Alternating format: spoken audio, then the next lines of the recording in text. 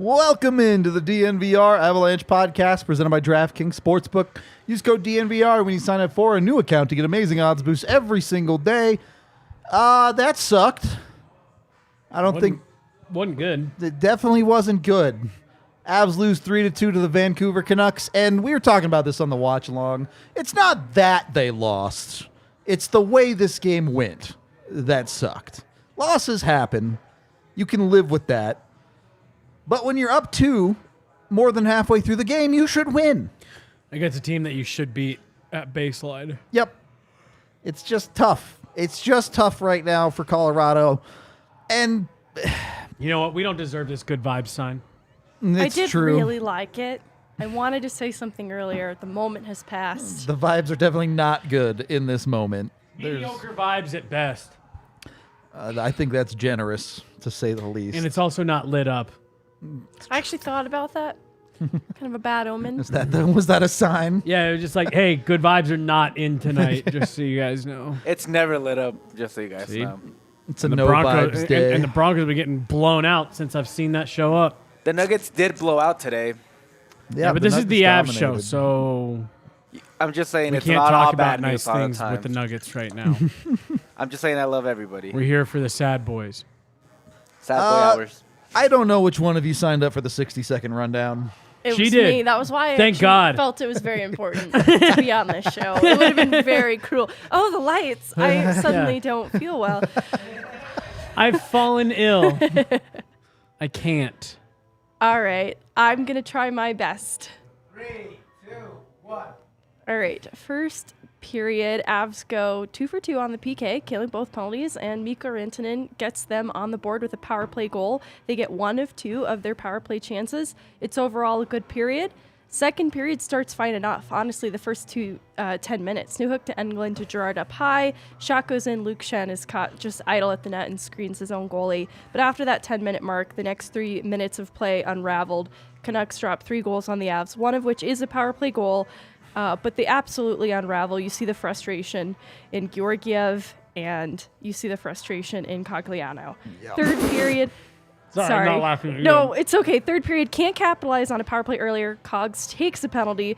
First half, Avs don't even pose a threat, can't control possession. 2 minutes left in the game, pull their goaltender. Canucks regain possession in the O-zone on their forecheck and get empty net goal. Avs lose 4-2. 4. Ooh, wow. Nice. I was Nicely laughing at the done. ECHL team comment. Like the freak out on this team right now is just it's wild. It's so unbelievable. It's have fucking hilarious. seen this in the fan base forever. Oh, it never goes away. And even there are points last season I can recall huge frustration surrounding Kemper, and they win a Stanley Cup that season. It's not an excuse because there are seasons where they're second round Stanley exits. Cup win didn't buy them 6 months of goodwill. It didn't buy them 6 months of just belief in general. I feel like we should just spend the rest of this podcast being like, breathe in. Right.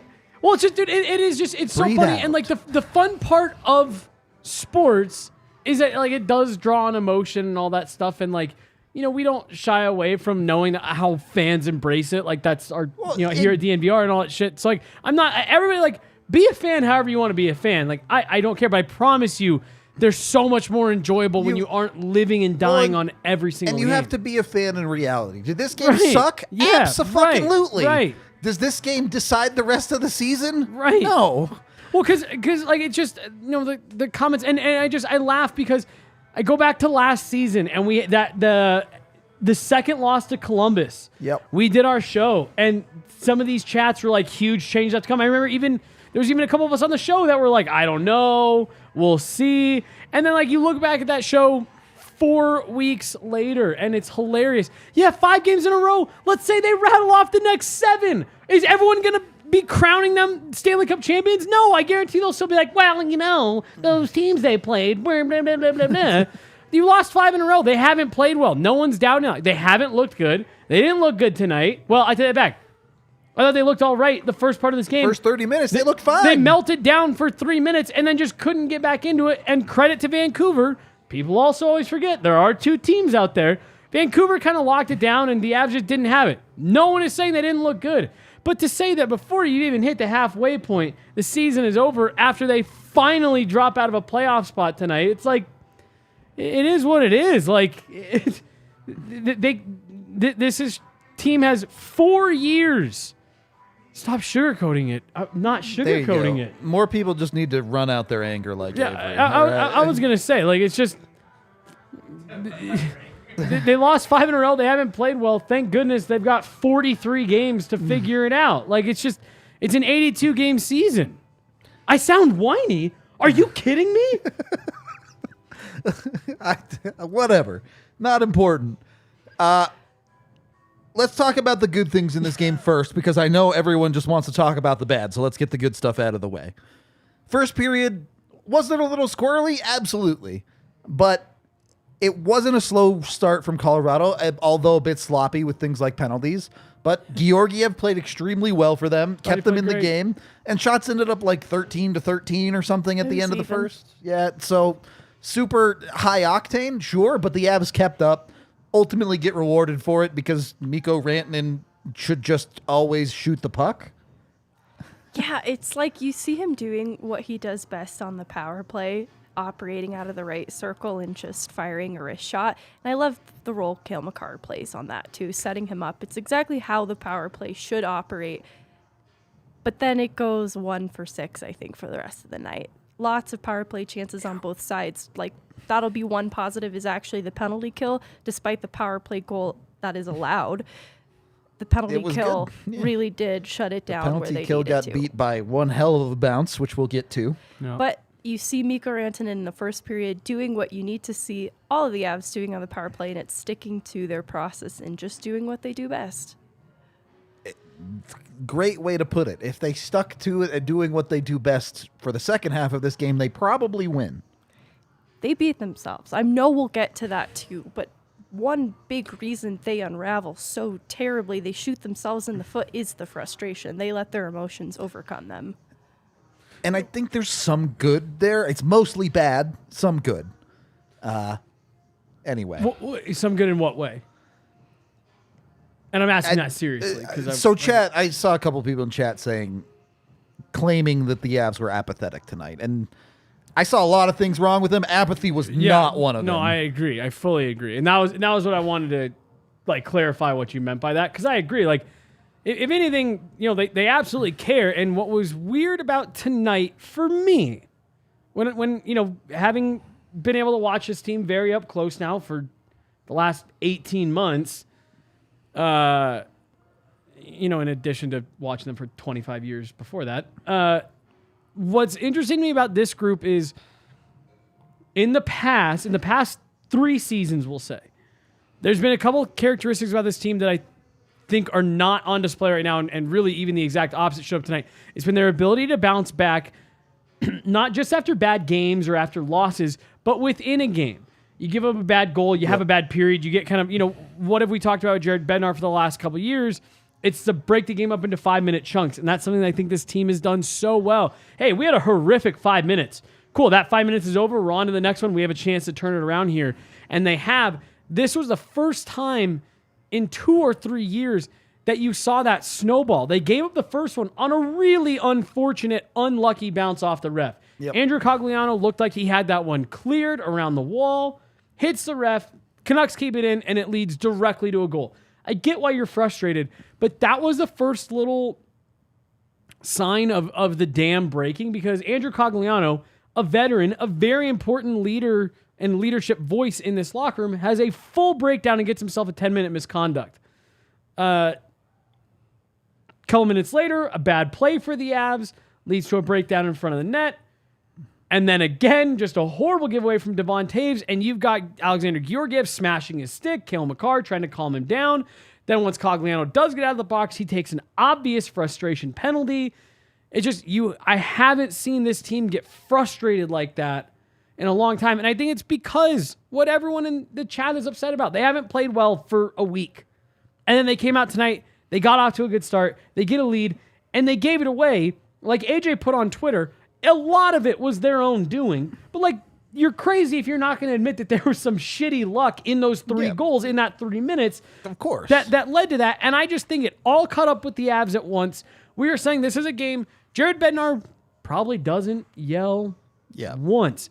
Everyone in that locker room knows exactly what just went wrong. They know that they melted down. I think, and again, this isn't being overly optimistic. This is from knowing this team. I think they're going to come out with a really good performance in a couple nights. I'm not guaranteeing they're going to win, but I think they're going to come out with a strong performance where they stay committed to what they're trying to do. That was as far from the Jared Bednar era Avs as we've seen since 16-17 in the back half of that second period, just in terms of the way they kind of came unraveled there. I think this is just too strong of a leadership group for them to let that affect them long term. You've lost 5 games in a row. We talk about dealing with adversity all the time. You know what? That was what everyone complained about last year. This team hasn't dealt with any adversity. They're going to get killed in the playoffs. Here's a heaping spoonful of adversity. They got to figure it out. I do want to get into the negative stuff, but first, Sam Girard does score a goal early in the second to put the Avs up 2-0.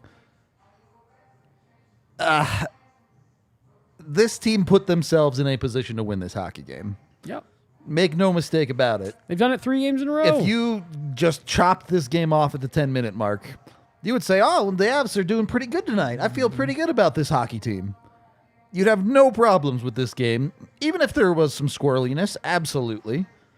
And unfortunately, Sam Girard's goal is maybe the only bright spot for the entire Avs defense tonight. It's a bad night. Bad night for the decor. Trying to think if I can draw upon any positives. It was an Gonna be uncharacteristic. thinking for a while. I was say while you're thinking, let's get some waiting music because she's gonna have to think real long and hard for a positive. Well, and even just talking about the squirreliness, this does not touch on a positive for the decor, but the Avs benefit from luck because it's Vancouver who screens their own goaltender that makes that goal happen. And so that's how I don't have an issue with the officiating tonight, but I think a lot of the Avs problems start with the penalties that they take. Because it is Devon Taves going to the box. It leads to this power play chance after the goal that is allowed against it. So it's just weird things did happen in this game, but there were a lot of things that the Avs did to themselves. And they did benefit from some of the weird things to include this Sam Girard goal. Absolutely. With the way that their luck is going right now, whether it be the injuries, their shooting percentages, just their bounces, the Avs cannot afford to be getting in their own way. And that's the part to me that... Again, I don't necessarily even want to use the word concerning because I'm just not worried about that continuing to be a problem long term. Again, maybe it's a problem for a handful of games or whatever. But like that's the part for me. Stop getting in your own way. Just get out of your own way and you win half these 3 out of these 5 games. To your point, Megan, like it's the penalties they're taking at times where you really just can't afford it on top of the bad luck, the bad bounce. Again, the Andrew Cogliano one is a great example. Sure, it's a 10-minute misconduct and he doesn't actually put his team down a man. But that's one of your best penalty killers. Yep. Rudo, you tweeted it out. That's a veteran guy. Yes, it's frustrating. I get why you're pissed. It wasn't even the 10-minute misconduct why I tweeted it out. It was the follow-up penalty later, which is like... after he gets out of the box. You have to know better than that. Right. Like, and it's just... I get why you're frustrated. But you guys you just won the Stanley Cup. You went through the run. You know what it takes to put a lid on it. And you just got to take a beat. You got to relax. You got to take a breath. This has those vibes to it right now where getting more frustrated the situation isn't going to help. This Avs team needs to take a deep breath. We talked about in the pregame. Is it good for them to be on the road right now? After tonight, I do. I think it's good that this team is on the road. They're all getting on the plane tonight. They're all going to the hotel after that. And you maybe got to have a little bit of a meeting here. Nathan McKinnon called the group together at center ice before they left for practice yesterday. You got to have some of these internal leaders step up and say, we're frustrated. This is no situation that we haven't been in before that we can't get ourselves out of. We haven't faced adversity like a losing streak like this for the last 2 years. Let's get out of it. Let's do this together and let's get out of it, and they'll be fine. I'm going to be honest. the way some of y'all are popping your lids on the Avs right now, it seems like y'all might need some health insurance because you guys got to have some high blood pressure or something. So go check out Denver Health Medical. It is open enrollment for health insurance right now through January 15th. So time is running out. Be sure you get in on your health insurance. Denver Health Medical Plans offer Elevate Exchange plans. It's available on the Connect 4 Health Place Market. You can call 303-602-4912 and sign up there, or you can sign up online at denverhealthmedicalplan.org. Either way, you can get in. Elevate Exchange plans have options for individual and families looking for cost-effective quality health insurance, and for those who might not get coverage through their employer or if they're self-employed and things like that. So jump on it. All Elevate Exchange plans also include adult dental and vision at no additional cost. So if you were like me and just never took care of your teeth forever, that's bad. Trust me. You don't want to do that.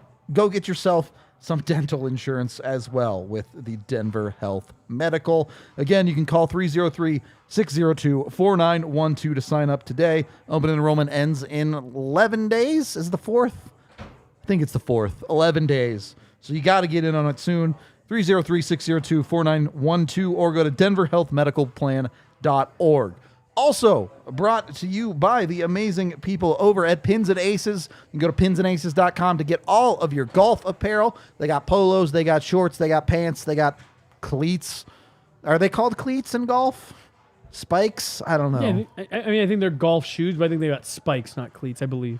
Yeah, spikes. All right. Sounds right. Fair enough. You can get them at Pins and Aces. You can also get their beer sleeve. 7 beer sleeve goes right in your golf bag. You can lug your beers right on the course. Super easy. Keep them nice and cold. Convenient. It's the way to go. You can go to pinsandaces.com and use code DNVR on your order to get 15% off and free shipping today. Second period of the DNVR Avalanche podcast presented by DraftKings Sportsbook. You both have already mentioned a whole lot of this game is the Avs shooting themselves in the foot. The catalyst for that is pretty bad luck. Yeah. Just a puck bounces off the ref, keeps a puck in for Vancouver. It's a tough look. It sucks. The refs are part of the field of play. Yeah. It happens sometimes. Well, and that's my thing with the Cogliano thing. I get why you're upset. That is frustrating. You're trying to get a kill. I get it. It happens. You have to let that go. And again, what I said last segment, that's what's been so interesting about this team these last couple of games. It seems like they aren't moving on from stuff as quickly. They aren't hitting that reset button and getting back to their game as quick as they normally do. And that to me is the only part of the where like I'm concerned just a teeny tiny bit beyond one game. So it's like I agree. What happened to that identity where that was, again, you go back to last year, they had injury problems. Even in the playoffs, they had injury problems, and you just could really never tell. Never to this extent that they've had at the beginning of the season, not necessarily tonight in this game. But it is just that ability to turn the page. That's the only thing to me that I look at and I say, well, and that's different. And this game genuinely, I think, is going to feel like a turning point. Because you're either going to see the Avs go from this game and continue that frustrated look and probably cost themselves more games, or you're going to see the Avs go, okay, we blew our lids here. Yeah. We got it out of our system. Let's get back to playing quality hockey and start winning games again. I think that's why we're going to earmark this game in this season as a turning point, because what Cogliano represents on this team is the symptom of a larger problem, and that is the team-wide frustration of 100%. Understanding what this losing skid is like, because they understand that they are winning games if they do win by a close margin, and then they're just losing games back to back. Yep. And who Cogliano is on the team was a rally cry in the Stanley Cup playoffs, who was able to bring a team together and motivate them to find what they needed to win. Mm-hmm. And to see him lose his cool is very revealing of the state of the whole team. To see Georgiev lose his cool, and even I would say Taves' play tonight is a reflection of a player who is too far in his head and is making mistakes at every turn. Yep. And that's why I think it is a team-wide problem at this point, and why we're going to earmark this as a possible turning point, because they have to confront the emotions of this game tonight. And they need to settle it and reconcile it, because you can't have players like Cogliano in that position, because that is usually who you look to resolve these types of problems. So there's a couple things that have agree. come through in the chat that I think are interesting, just kind of topics. There was one that said this Avs team isn't the same team that made the playoffs last year. And that's one of the reasons, one, where I guess I just disagree with a lot of folks in terms of like the worry, because when I look at this team, I do see the same team as last year in terms of having what it takes to win and having what it takes to get there and having the mental fortitude to get over the hump. I think what's frustrating about watching these games is that they aren't living up to that identity. And that's the part that's disappointing, because I do think, I said it to you guys during the watch along, I genuinely, right now today, January 5th at 11:13 p.m., I think this team has what it takes to go back-to-back, not based on what they showed tonight, but just in general, and that's what makes nights like tonight so puzzling. And I'm going to say this once, and I know no one wants to hear it, and everyone's going to roll their eyes, and we don't have to talk about it again for the rest of the show. The hope for the future is the 5 dudes they're going to get back. Right. 3 of which play in their top 6 forwards, at least one of which, if not both defensemen, play in their top 4. Well, and it's just the Elliott Friedman line. The best indicator of future behavior is past behavior.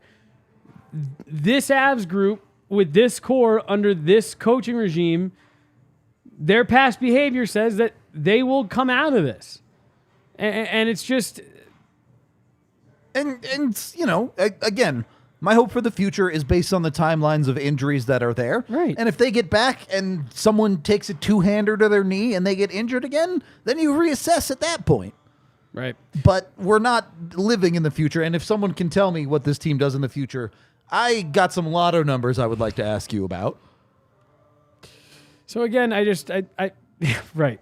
But yeah, I just seeing this team up close, seeing what goes on inside that locker room. This team has the makeup to do it. They have to go out and play like it. They can't have the nights like they've had tonight, but that's what's odd to me about seeing this little bit of an emotional breakdown is I think this team has what it takes to go back to back, and it's not what we saw on the ice tonight. Definitely. If the Avs play like they played in this game, they're not making the playoffs. No. I think in the watch along, someone had asked about if there was dysfunction in the locker room, and it is the lack of dysfunction and the cohesion that does exist in the locker room and the health and the culture of this team that I also look to as a reason for optimism, because I do think the personnel, the group of guys that are in there, are very bought into the same expectation of what they need to do to win. That is why I'm not concerned. I actually think this level of emotion is incredibly necessary and a little bit refreshing to see. You actually talked about apathy before, and I wouldn't go as far to say that they've been apathetic in the games before, but in post-game, Bednar has said that they have grown comfortable with applying pressure as needed, letting up on the gas in games. We saw it in late April last season with the Avs when they had sat atop the West and they could afford to do that. And they grew too comfortable in that, relying on being able to apply pressure as needed, that in these games we're seeing that they actually cannot always apply pressure as needed, and they need to keep and secure leads. And I think that's what they're struggling with right now, is recognizing that the confidence that they had to be able to apply pressure at will last season was earned, and they haven't earned it yet this season, but it doesn't mean that they can't. I love your point initially there, too, because you can take the frustration from this game, and if you channel it into something better than what they did in this game with it, you're going to have a whole lot better hockey team than what you ended up with in the third period of this game, which we'll get to. Well, then I just wanted to build off of your point, like in terms of like what we hear and see in the locker room, and not necessarily like the apathy point, but they lose that game to Vegas the other night. And we talked to Nathan McKinnon, who he was upset that they lost, but he just, and again, this is the part that you can forget because it's emotional to watch these games and all that stuff, and you get caught up in the result. But like, of these 5 losses, the Avs have played well enough to win in at least 3 of them? It's At least three of certainly them this one in L.A. Right. And Vegas. Yeah. Or are you saying this one in LA they did not, or they no, did? I'm saying for sure L.A. and See, this one they did. I thought Vegas as well. The point being, in that locker room, like, they're sitting back and they're saying, look, we know we're making some mistakes. We know we have some bad luck going against us. We feel like we're putting some pieces together here and there. That's why I'm with you, Megan. Like, I'm just not worried about it because things are good on the inside of that locker room. Guys understand, and this is the first time we saw that frustration channeled in a bad way. It's the part that makes it so easy tonight is there's no hard fix here. It's an easy fix. You took a bad bounce and you guys imploded. Just keep playing solid hockey after that bad bounce, and you're up 2-1 going into the third period of this hockey game. Right. Like, and who knows what the hell happens after that. Right. But it's not like you're looking at this whole game and being like, oh, look at how terrible the Avs played for the entire game. It's so bad. No, you played a good game for 33 minutes. Yeah, they're not getting run out of any buildings. Or like the game against Toronto wasn't great. They lost 2 forwards to injury after morning skate. The skill level difference was very apparent there. And Right. not a single one of us will tell you that the Avs right now, as currently constructed, are good enough to win the cup. Right. Jaron Bednar even said that the other day, that their goal is by the end of every season to get to a point where they feel like they can beat anybody in the West and anybody in the league. And he said they're not close to that right now. Nobody is saying they aren't. But what I'm saying, at least, I don't want to speak for you guys, but, Megan, with what you were talking about with being in the locker room, when I sit back and say, I don't think they're close, I have 100% confidence this group can get there, despite them not playing well right now. I think, too, you look at the margin of error tonight, and you can pinpoint it to a 3-minute complete breakdown by the team. Because we talked about it, like the first 30 minutes are actually fine, and that's today's NHL. The margin of error is paper thin. You flip the roles. 2 posts for the Avs tonight, I believe, before Vancouver even scores once. Yeah. Vancouver's in the same position if the roles are reversed. 3 minutes is all it takes in a game of seconds for breakdowns like that to happen. And then when the emotions are as high as they are, that is where you see a team unravel. 3 minutes is all it would take. Mm-hmm. Yeah, and you weren't happy with it after the second goal. First goal, crazy bounce is what it is. There's still bad power PK coverage there, bad rotation by England. Whatever. It's a bad bounce. Write that one off. Second goal you give up, it's bad defensive coverage all the way around. EJ just can't keep up with his guy. Girard kind of just lets his guy float away from him in the backside, gets to the middle. The Avs can't handle the rebounds and it ends up in the back of their net. Not good, but whatever. You're still in a tie game. And then you have your top pairing, and Devontae's makes a mistake that you just can't have. It's just Devontae's just was not good enough tonight. He had a bad night. There's no two ways around it. With the Avs' current defensive structure, they need their top defensive pairing to be very, very good at worst, if not great. And they weren't. They arguably were bad. I think every defender on the Avs was arguably bad to terrible tonight. Yeah. And that is what it is. It's just the Avs aren't constructed in a way to overcome things like that. So when they imploded, they couldn't ever really figure out a way back in. Yep. I think that's it. Yeah. Sometimes it's not that complicated. Nope. I don't know. It just, you had some breakdowns. They got frustrated. They didn't bounce back quick enough. And again, that's why it's a long season. It's a long season.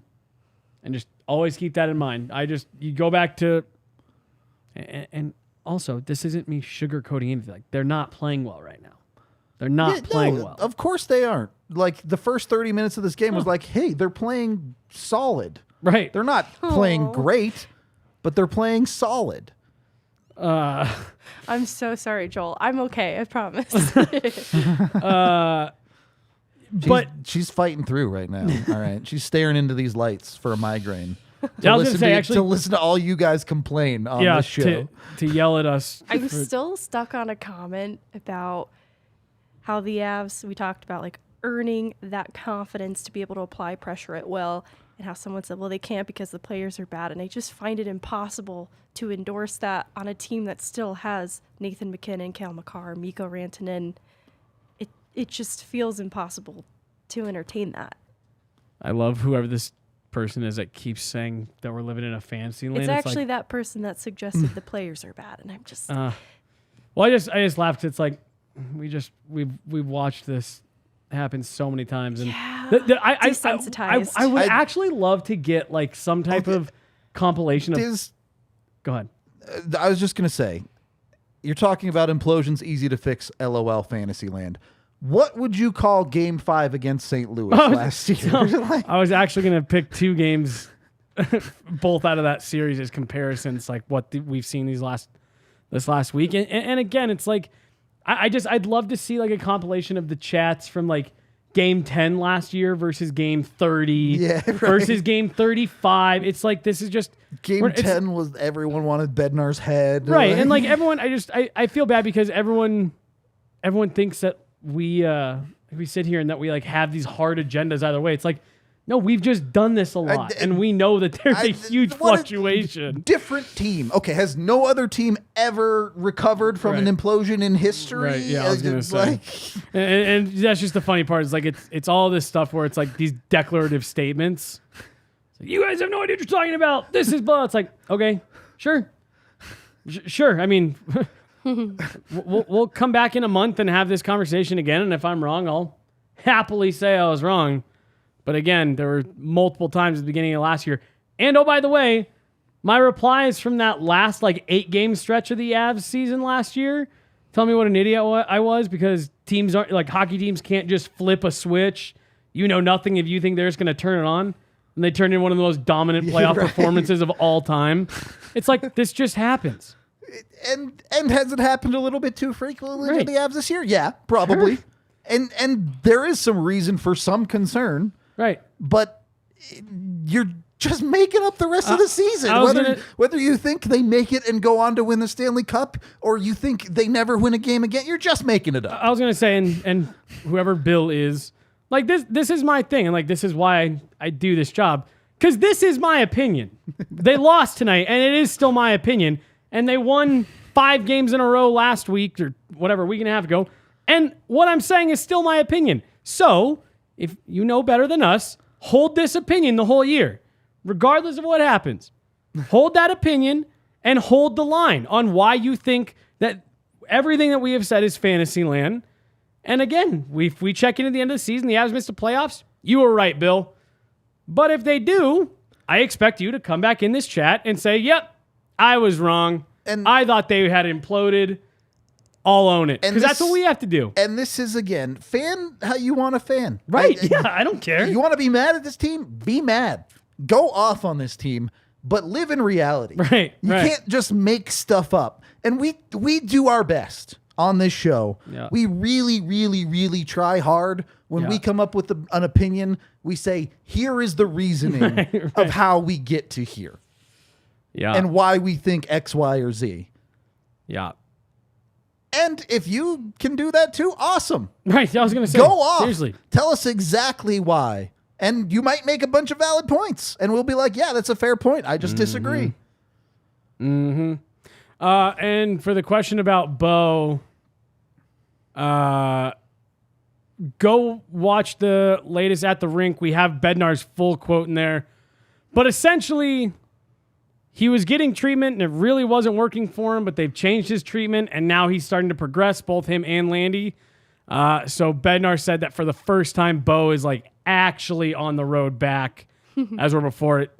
The best way I can like put it is he really wasn't ever getting out of the starting blocks in terms of recovery. He was just kind of staying where he was at. But if you want the full quote, he expands quite a bit on both Byram and Landy.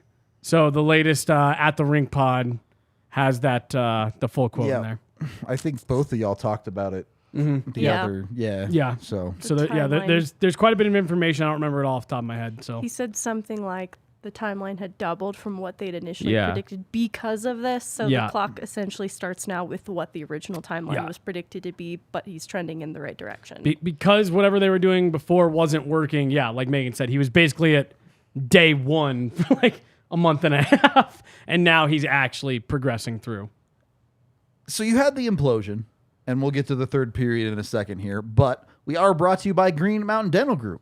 You got that new fancy dental insurance from Denver Health Medical. Take it to Green Mountain Dental Group. 15 minutes from downtown over in Lakewood. You get a cleaning, x-ray, and exam with them. You get a free Sonicare toothbrush. Just so you're taking care of your teeth the way around. They're great. I know. Every time you go, you're like, this is the best dentist Dude, I hate the dentist so much. I hate the dentist. It's been this lifelong battle for me to get there. If they ever stop being our sponsor, I will still say this. I've never found a dentist that I enjoy going to as much as Green Mountain. They're quick. They're super friendly. And part of the reason I hate being the dentist is you got people rooting around your mouth. They're as low invasive as you can be for that. Like you don't feel like you're getting poked and prodded the whole time. I could not recommend Green Mountain Dental more highly. And I mean that, like I said, if they call us tomorrow, we're like, we're not sponsoring anymore. I'm like, I dare you to stop me from saying positive things about you. Can't do it. Yeah, I know, sponsor. Thank you. I love and hate that they do such a good job of reminding you when your next appointment. Oh God, dude, that was Jesse's greatest hits there. I would schedule appointments because Hannah goes religiously, and I'd schedule appointments, and then I would just not forget, go. Yeah, and I'd be like, oh well, I scheduled it, I tried, bro. Green Mountain, they're like, we know you're supposed to be here, and we are gonna make sure 1 week that out. Hey, you just know. confirming, Bro. 3 days before. Hey, just so you remember. Oh God. Okay. Yeah, you're like, ooh, I'll just ignore their call. Text. You're like, ah. Yeah, they're great. They make sure you actually take care of your teeth, which, trust me, I don't know if you know this. All 6 of these, fake. Not real teeth, because I did such a bad job. My mom used to tell me when I was a kid, and she would use my grandpa as the example, and I'd be like, oh, well, Mom, he's 80. And now you're getting older, it's like, fuck, I got to take care of my teeth. It's a problem, Yeah. for real. Yeah. Go take care of it with Green Mountain Dental. Also brought to you by Breckenridge Brewery, the official beer of DNVR. You can get whatever at your local liquor store. Use the Breck Beer Locator. They have tons, literally dozens of flavors. I don't know of anyone that likes beer that hasn't found a flavor of Breck Brew that they like. They at least one that they like. So there's one out there for you. Check them out, breckbrew.com. They're awesome. They've been with us forever. We love them. Third period of the DNVR Avalanche podcast presented by DraftKings Sportsbook. This third period was bad. Colorado got outplayed for pretty much the entire third period, and their execution was not good enough. The shots on goal heavily tilted in Vancouver's favor for the majority of the period. A smidge misleading because the Avs were generating chances at the start of the period. They also had one shift where they missed 4 shots on goal. Within like 15 seconds. Clean looks. And is this let me ask you this way. I said it was execution. Is it execution? Or at least, very least on this shift, is that just terrible shot selection? No, it's execution. Okay. It's to me, that right there was, I talked about it a couple of years ago. I wasn't back with DNVR yet. That Arizona series in the bubble, the game that they lost, the Avs completely controlled. But you could tell they were frustrated and they weren't shooting any better. They were just shooting harder. Like they weren't doing anything to make their lives easier. They were just like, well, what if I shoot this puck 5 times harder? It's like, yeah, it doesn't matter. That's what that shift was to me. They were frustrated and they were trying to put pucks through Delia, and it was just causing them to rip them wide. I feel that in my soul. Where it's, if you've ever played sports like that, you feel frustrated, like, fuck it, I'm just going to shoot this one as hard as I can, and whatever happens. Yeah, like you're a baseball guy. It's like, I'm taking the fucking skin off this ball. And you just end up striking out and like blowing a rotator And cup. you're not even like mad. You're like, I'm either going to hit this to the moon or I'm going to miss by 3 feet. Like, fuck it. And that's to me what was going on in that shift, where I was like, yeah, these guys never really calmed down. Like, They're trying to put pucks through the glass at this point. I do want to say, Avery, your comment went away that chat's very active at saying how like it's hard to support this team. I was talking to my mom about this right early in the season. All the injuries were really starting to pile up. And, my family, they're big Avs fans. My parents are, huge Avs fans. And my mom was just talking to me about how, just a couple of years ago, this team was terrible. Like, there was a decade straight where this was a horrific organization. There's the playoff losses, brutal meltdown of the Vegas Golden Knights. And, like, the reason you stay being a fan of a team is because it's being there through all that stuff and remaining and continuing to sit there and watch. And, I'm talking to Avery. It's like being a fan and all that stuff. That's what makes the wins even better. She knows. Right. It wouldn't hurt if you didn't care. Right. And it's like, it hurts because you care. And then that hurt is what makes the reward so great. And so I get it. It's not great. And I know you did. But like,